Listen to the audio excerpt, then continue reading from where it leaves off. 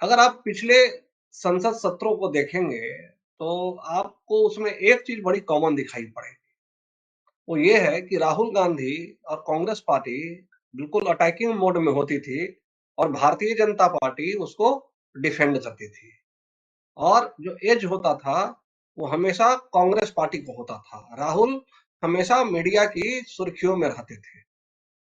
और ये तब होता था जब नरेंद्र मोदी की 330 सीटों वाली और 303 सीटों वाली पूर्ण बहुमत की सरकार होती थी। लेकिन इस बार नरेंद्र मोदी की जो सरकार है, जो एनडीए की सरकार है, उसके पास उसमें बीजेपी को अपना बहुमत नहीं है और वो सहयोगी पार्टियों के पर निर्भर है।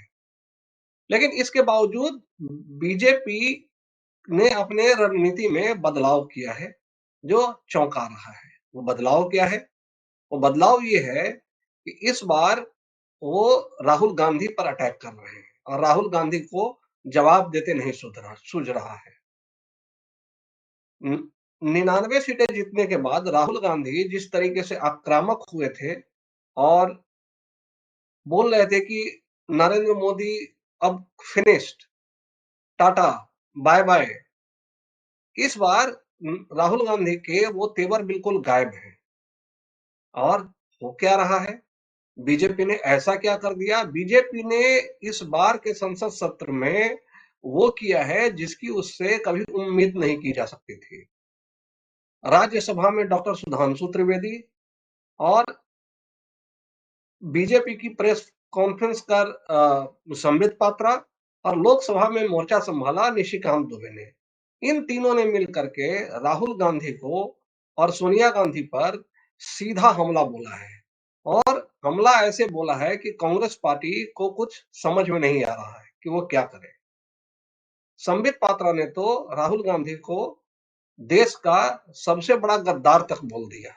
इसको लेकर के बड़ा शोर शराबा है, लेकिन अभी तक कुछ भी कांग्रेस पार्टी ऐसा लग रहा है कि इसकी कोई काट नहीं ढूंढ पाई है। तो पहले आगे बात करने से पहले जरा हम ये देखते हैं कि आखिरकार संजय संबित पात्रा ने बोला क्या है। और ये जो त्रिकोण है, इसमें एक तरफ अमेरिका में बैठे जॉर्ज सोरोस उनकी फाउंडेशन है, कुछ अमेरिका की एजेंसीज भी है।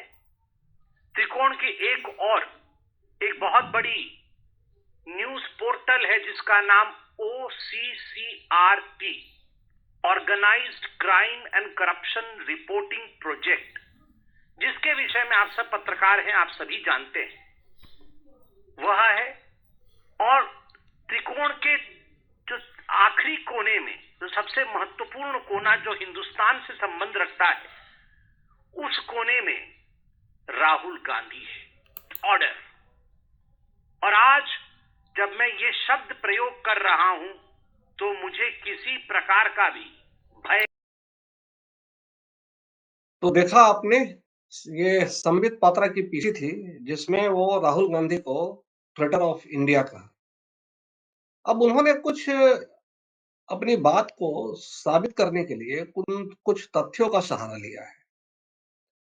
उनका ये कहना है कि राहुल गांधी जो जॉर्ज सोरोस हैं और जो कुछ दूसरे जो यूएस डीप स्टेट के जो लोग हैं, वो मिल करके भारत की अर्थव्यवस्था को अस्थिर करने का प्रयास कर रहे हैं।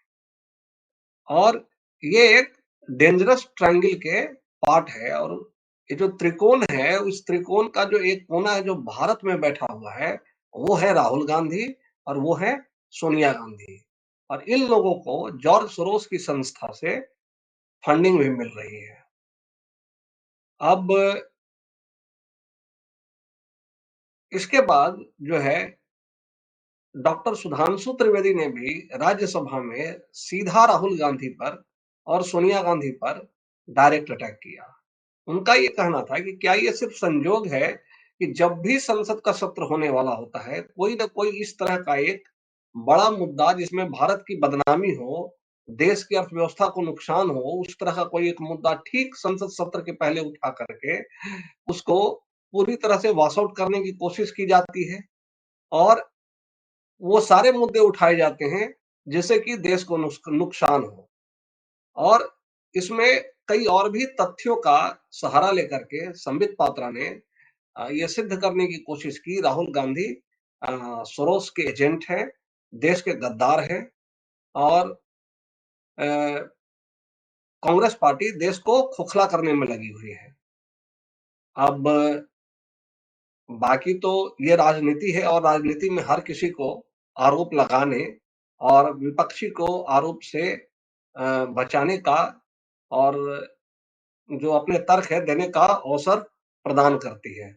और मेरा ऐसा कुछ भी नहीं कहना है कि वो देश के गद्दार हैं कि नहीं हैं या भाजपा जो कह रही है वो सही है कि गलत है। लेकिन ये जो ये जो रणनीति में जो बदलाव है, वो बदलाव आश्चर्यजनक है। और आज स्थिति ये हो गई है कि अभी तक कांग्रेस पार्टी की तरफ से राहुल गांधी के समर्थन में ऐसा कोई कुछ भी एक्सप्लेनेशन या बयान या कुछ इस तरह की करने की कोशिश की गई हो, कोई सीरियस रूप से जवाब दिया गया हो, ऐसा कुछ भी नहीं दिख रहा है।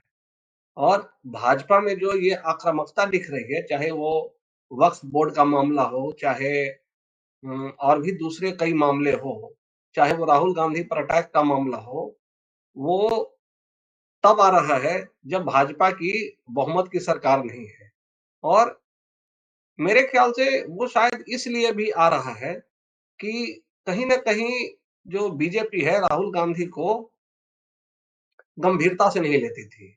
पिछले 10 साल से भाजपा राहुल गांधी को पप्पू और जो एक नॉन सीरियस लीडर, एक ऐसा लीडर जिसके रहने से मोदी को फायदा ही है, क्योंकि नो डाउट वो भाजपा के सबसे बड़े राष्ट्रीय प्रचारक हैं।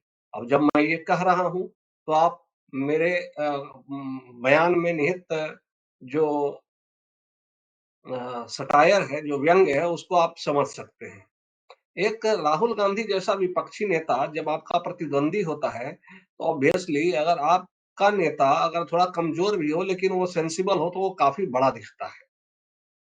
तो बीजेपी ने कभी भी उन पर हाथ डालने की कोशिश नहीं की। लेकिन अब लगातार 10 साल से एक ही चीज़ को अगर आप बार-बार दोहराते रहें, उसी अस्त्र को बार-बार अ, यूज़ करते रहें, तो कभी न कभी वो तीर निशाने पर बैठता है। और यही हुआ 2024 के लोकसभा चुनाव में। राहुल गांधी ने लगभग भाजपा जिस चारपाई पर बैठी हुई थी, उस चारपाई को खींच ही ली थी। और ये तो पूरी तरह से लुढ़कते बचे। इसके बाद इनको अपनी भूल का एहसास हुआ। उनको ये एहसास हुआ कि राहुल गांधी को दरअसल वो जितना पप्पू समझते हैं, वो उतने पप्पू नहीं हैं। वो दिखते ज़रूर हैं, लेकिन अब वो थोड़े सयाने हो चुके हैं और इनको अगर जल्दी ना निपटाया गया, तो ये भाजपा के लिए आने वाले समय में भी लगातार मुसीबतें खड़ी करते रहेंगे। तो ऐसे में offence is the best defence. BJP उसी का सहारा ले रही है। और अभी आने वाले और भी कई ऐसे संसद सत्र होंगे, जब आपको मुझे लगता है कि भाजपा की इस जो रणनीति में जो बदलाव है, वो देखने को मिलेगा।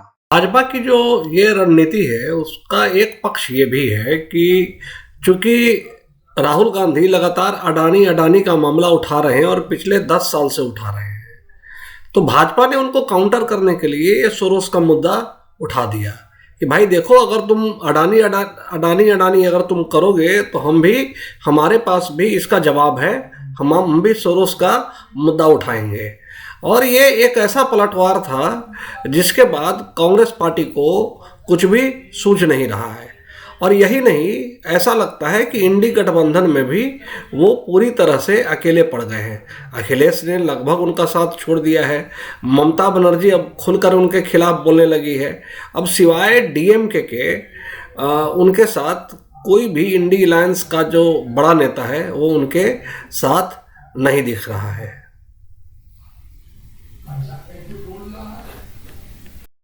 आप इस बारे में क्या सोचते हैं?